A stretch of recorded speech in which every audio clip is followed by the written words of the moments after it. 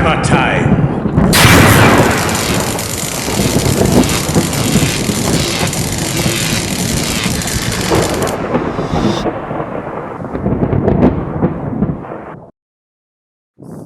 Hey guys, it's Steel here. I thought I'd take a bit of time out to start talking to you about modding Total Warhammer in general. And one of the first topics I want to sort of cover on this is kind of like a bit of an information video for you modders and you players as well.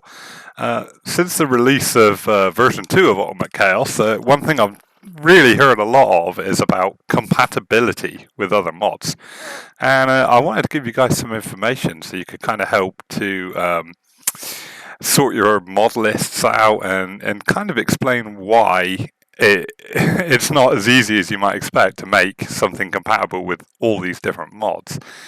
And also in this video, hopefully this information will give you a bit more help if you're a mod designer, and if you're a mod creator, and to give you a bit of advice on creating mods so that your mod is as compatible as possible with everyone else's.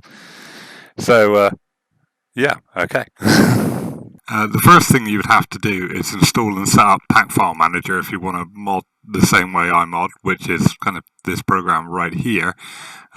It's the latest version here. You can download. You can just Google this and download it. It's very easy to set up. There's plenty of tutorials on how to do that, so kind of just skip over that. It's just important to know that your game is properly switched to the right one. So here we have Total Warhammer, TWH.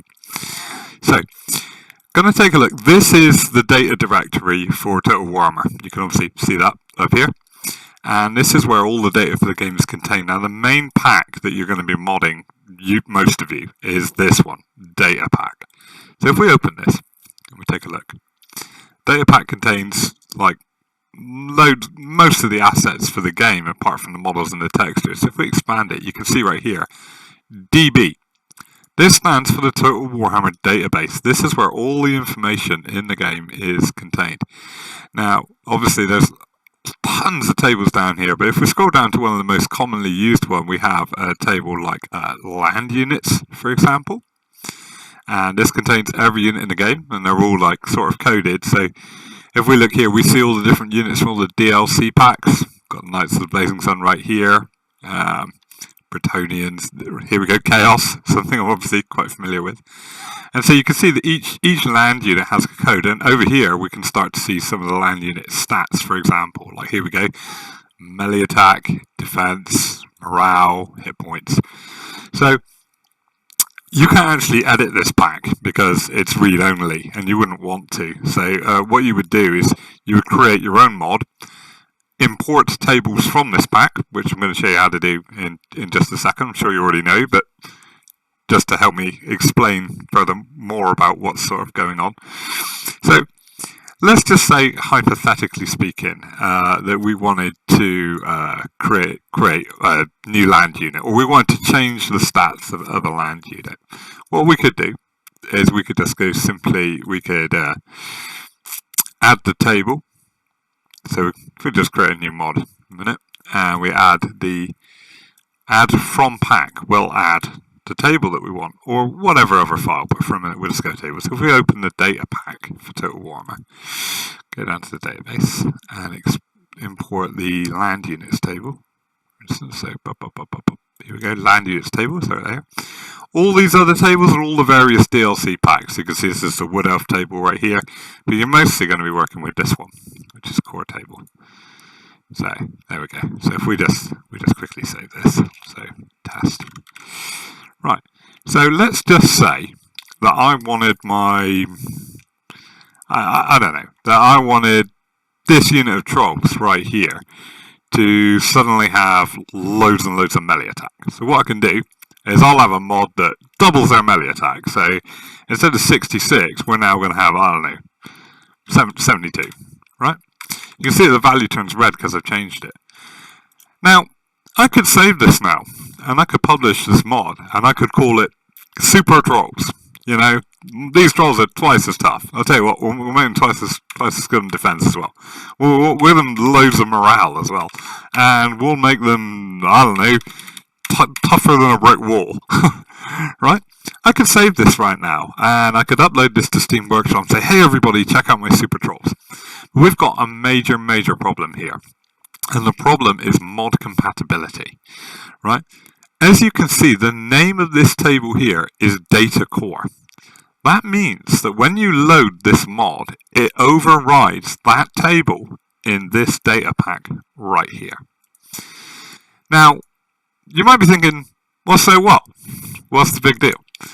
But the problem is that if you take, say, another mod out there, like a big mod, that also alters that same table, then the two of them are going to be incompatible because it can only read one of the two modded tables. And I've created a little image here to show you guys.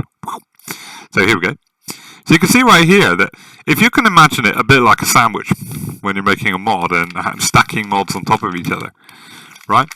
You have the total Warhammer database at the very bottom of the stack. That's the core game that you're modding. And let's say we've got a little mod that changes the Wind of Magic. Now, the Winds of Magic is dictated by a variable inside the data pack, and we actually have it right here. It's under this table here, KV Winds of Magic Param tables, and we can see here that this alters them. This changes like the amount you have. There we go, look, full amount. See, it's normally, I think it's 60 now it's been changed and modded to 120. Now what happens is that when we run this mod, it takes this information here and it basically adds it to that table in the data pack. So if two of these variables are the same, for example this one, it will only read one of them, and it will always read a mod over the core pack. So this mod will successfully change Winds of Magic. However, go back to our image, what happens if we also subscribe to, say, a big overhaul that also changes the Winds of Magic? Both of the mods are going to change the same variable. So if you can imagine on the table here that it gets plugged in representing this blue line, then we come along and we subscribe to this big pink mod as well. They're both altering the same table, so only one of them will take precedence and work. So having both of these mods enabled at the same time would be a waste of time.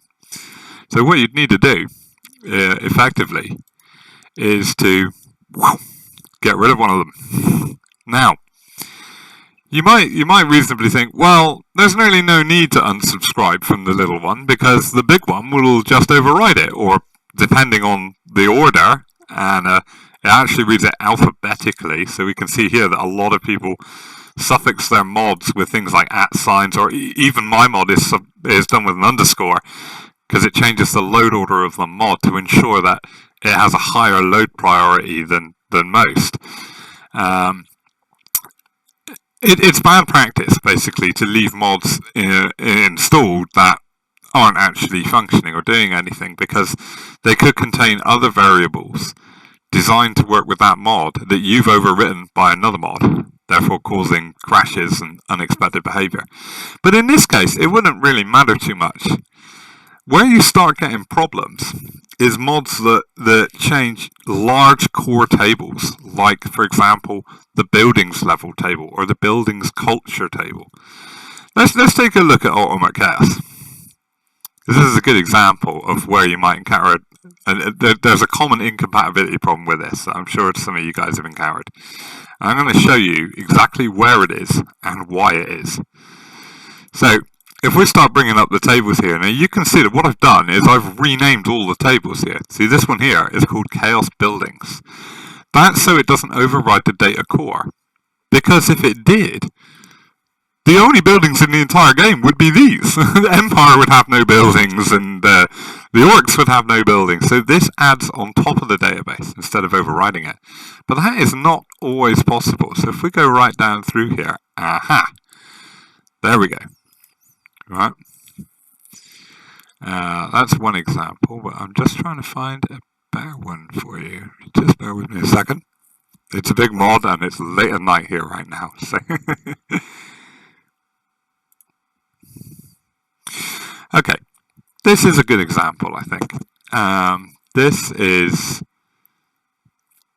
what's causing the incompatibility with buildings progression icons overhaul.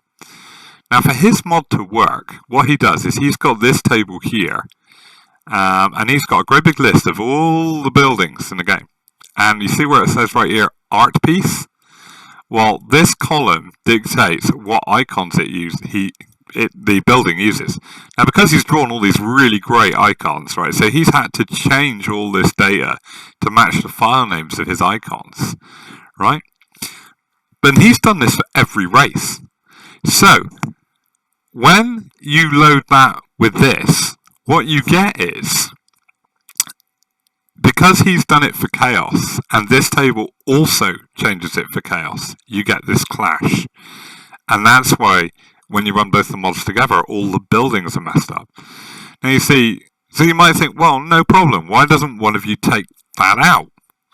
Well, let's assume that I took it out for a second. Okay, let's just assume that I did. We've now got a real problem. Because I've created all these custom buildings, like you can see here, Steel Altar, this is a Slaanesh tree, they won't function without an entry in this table. They won't work. This is a critical entry you have to have, right? But I could take out all the ones that would say clash with his. But then, for the people who don't use that mod, the building tree is going to look horrendous in Ultimate Chaos. It's just going to look terrible. Now, on the other side, he could take out all the icons, for example, that he's changed for Chaos in his mod, and suddenly, wow, they're now compatible. That's cool. But what about all the players who don't play Ultimate Chaos? They're all going to be screaming on his forum about why he's done every race but Chaos. And on a very basic level, that's an example of an incompatibility problem you've got right now, right? So when you design your mods, what you need to do is you need to try to avoid overwriting these data cores as much as you possibly can. Like, I'll give you another example. Like I said in my previous video, a lot of people complained about unit upkeep, and if you've played the game a lot, you know that the Chaos main building reduces all upkeep by, I think it's 5, 10, 15, 20%. Now, if we were to go and look in the core data for the game, and we go up to, let's see, buildings, effects, junctions, wherever it's gone, blah, blah, blah, blah, blah, blah, blah, blah, blah. Here we go. This is a list of all the buildings in the game that, and what they do, what their abilities are. So if we were to scroll down and find the Chaos ones, the scrolling. They're never around when you want them, are they? They moved them. Oh yes, sorry. They start with Horde instead of Chaos. So we can see that here we have Chaos buildings settlements 1 to 5. And we can see that right around here somewhere, it'll give the upkeep reduction. If I can find it. There. We can see that campaign upkeep minus 20%. Campaign upkeep minus 18%. Now, in order to take that off, I would have to edit this table and physically remove it. The problem is that I must do that on the data core level, because if you think about it, if my mod's on top of this, there's no way I can sort of delete an entry that doesn't exist in my mod in the first place. So one solution to this problem could have been to do something like this. So I can go back to my test one to demonstrate for you. I could add a file from the pack. I could go to the data pack.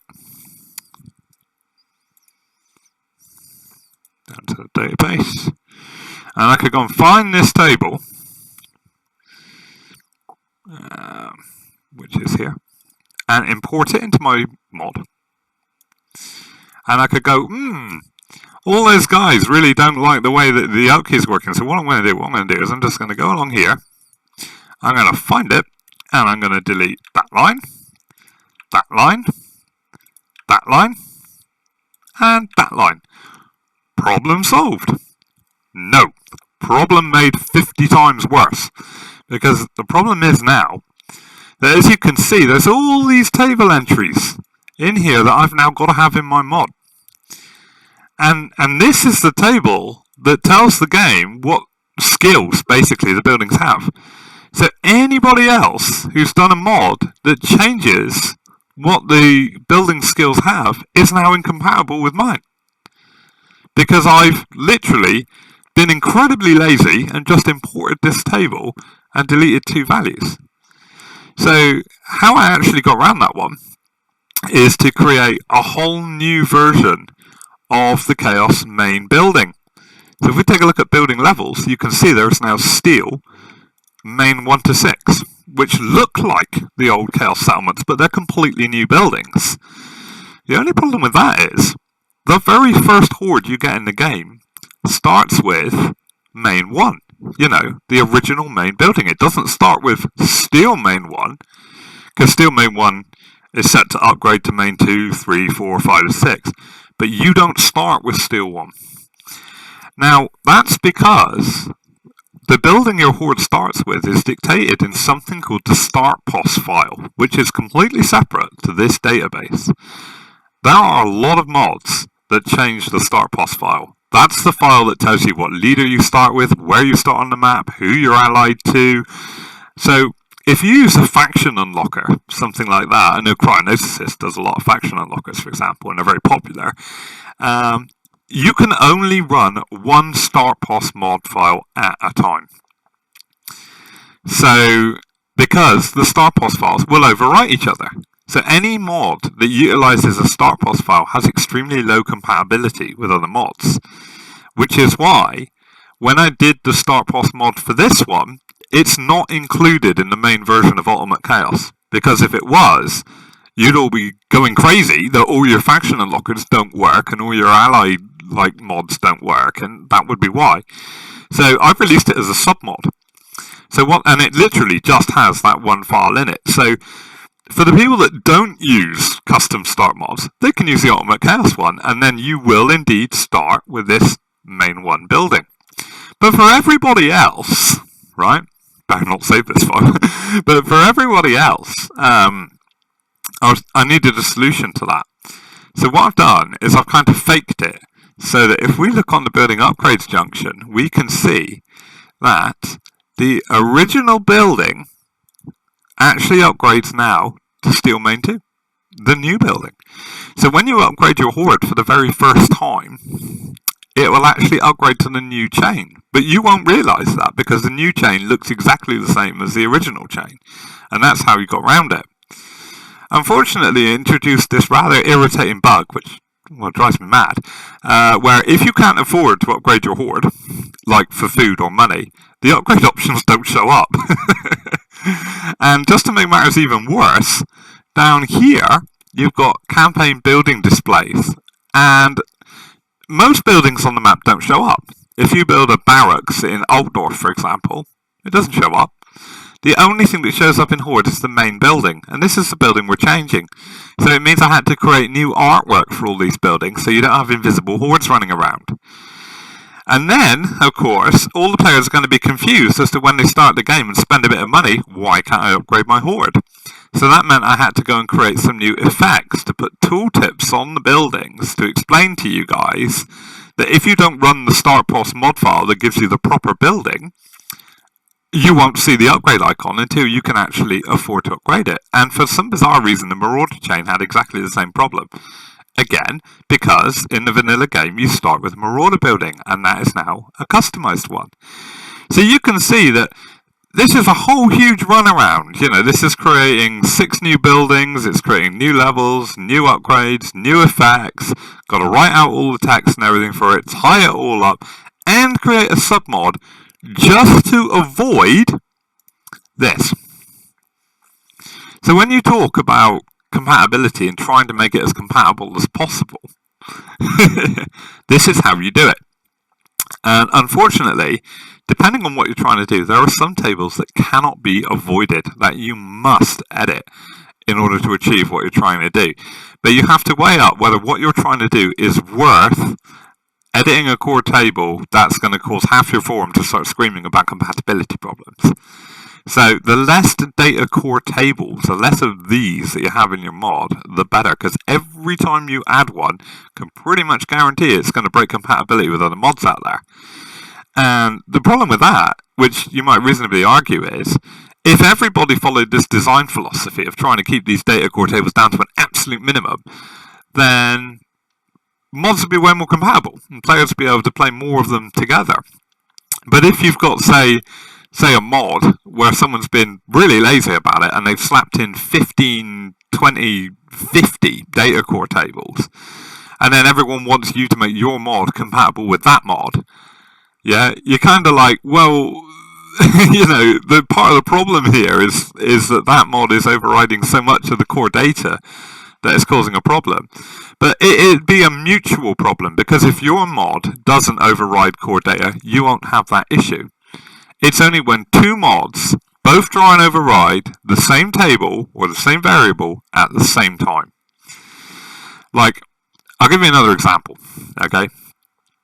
And it gives me a chance to, messages, I bet they're about compatibility.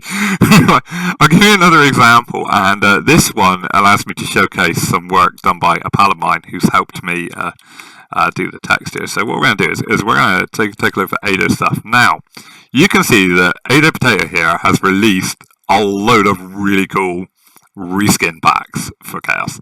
And you can obviously tell by the look and the similarity between Ultimate Chaos that this is the man who's been working with me and helping me. Oh, he's actually online now. I'm amazed he hasn't messaged me yet. Oh no, he isn't. He's on a fag break at work. Anyway, back to the point. Now, in each of these mods, you've probably noticed, and I noticed a lot of you guys have said this on his description and comments and things, that, hey, you've done a great Zeech pack, and I really like your Slaanesh pack and your Nurgle pack and your Khorne pack. Why don't you put them all together in one mod? And the reason for that is very, very simple. When he did these textures, he doesn't like working with the database. So what he did was he overwrit the core Chaos textures with brand new ones, much cooler ones, I have to admit. But let's just say that we subscribe to the Zeech one and the Nurgle one together. You'll only get one reskin, because they both override the same files. So if you subscribe to all four, you won't have multiple coloured different units. They'll all just look like one god. Whichever mod came further up the load list is the one that you'll get. Now, we have effectively taken these packs and combined them all together in Ultimate Chaos. This is what we've done.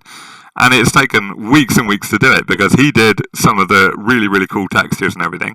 But I had to manually edit and import all the models for all the custom textures. So we take a look at Ultimate Chaos models. And this isn't even all the models in it, but you can see that these are all the Khorne parts, these are all the Nurgle parts, these are all the Slaanesh parts. Well, I did Slaanesh, and these are all the Zeech parts. So each one of these models had to be custom edited to use a custom copy of his texture. But it has an interesting side effect, all of this. And the interesting side effect is this. Because his mod overwrites the core Chaos texture, so for example, if you run his mod, you go in game, you recruit a Chaos Warrior, and you're running his Slaanesh mod, it looks like a Slaanesh Chaos Warrior. The stats are exactly the same as they used to be. They're still called Chaos Warriors. All he's changed is the textures. But here's the interesting part.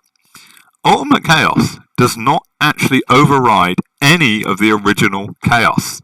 All it does is add more Chaos. So the Chaos Warriors in Ultimate Chaos are the Creative Assembly Chaos Warriors. They're not exactly the same. They are the Creative Assembly Chaos Warriors. So let's say you're running a mod that makes those Chaos Warriors super. That will work with Ultimate Chaos, because that mod's editing the vanilla units, and Ultimate Chaos doesn't. It just adds on top of them. So let's say that there is a... If we go on the workshop, and if we go to Chaos Reskin, right, and I don't know, something like this, right? If this reskins the basic Chaos units, right, and there are no database edits, this will work with Ultimate Chaos, because Ultimate Chaos doesn't change the vanilla core units, right? So that means you can effectively pick what reskin you want to use on top of Ultimate Chaos, and it will actually work. So let's say you want to do a Khorne campaign. What you could do is you could go along and find a Khorne reskin pack, like Ada's one, for example, and when you recruit Chaos Warriors, they look like Khorne. And then you can recruit the actual Khorne warriors and knights from Ultimate Chaos to work with them. So your army is, you can use Creative Assembly's units, have them look like Khorne, and use all the Ultimate Chaos units that also look like Khorne, you know, and have a full Khorne experience. And you can, and you know, there are texture packs done by loads of different people that change all sorts of things. So if one guy's done crazy psychedelic Chaos Warriors and you want all your undivided warriors to look, I don't know, pink and purple and blue and whatever, you can do that, and it'll work because it's compatible with that. And people have said also, Ultimate Chaos isn't compatible with upkeep mods. Well, yes, it is. It depends what upkeep mod you want to use. If you're talking about a mod that, say, changes the values of how much upkeep you get on the Chaos Tech tree, then no, it isn't compatible, because it uses whole new techs. It literally overrides the original Chaos tree completely. The original Chaos tree is still there, it's just hidden from the player, so you don't see it. All you see is the new tech tree. So it kind of involves a bit of common sense. I mean, if you're running a mod that, say, changes all Legendary Lord skills, and you run an overhaul for a specific faction, like Chaos, it's a fair bet that, you know, that will change Archon's skills. So you're going to have compatibility problems. Anyway, I hope this kind of clarified it a little bit for you guys, you know, and kind of give you a bit of information on how to work and where compatibility problems lie. But it's not just from one side, it's both mods trying to override the same table. So if you really want to complain about compatibility, what you want to do is you want to be saying something like, you know, do you have to utilize this data core table? Do you have to utilize that data core table? Because that's what's causing all the problems. Oh, thank God for that. Sorry. It's just, anyway, yeah, that's just sort of a big heads up. And when you're working on your own mods, do not override the core data unless it's absolutely, totally unavoidable. Like, again, if we take a look at the Ultimate Chaos database, as you can see, it's absolutely enormous. It overrides 4 tables. Right? So out of all this data, it still only overrides 4 tables. If we were to take a look at the land units, you can see that they're all custom. And actually here you got like the Chaos Chosen. That doesn't override the original Chosen. They're actually clones of them that look identical with identical stats. And there was a reason for that, because I wanted to change what building they were recruited from and didn't want to override the core data. So there you go. Compatibility is important.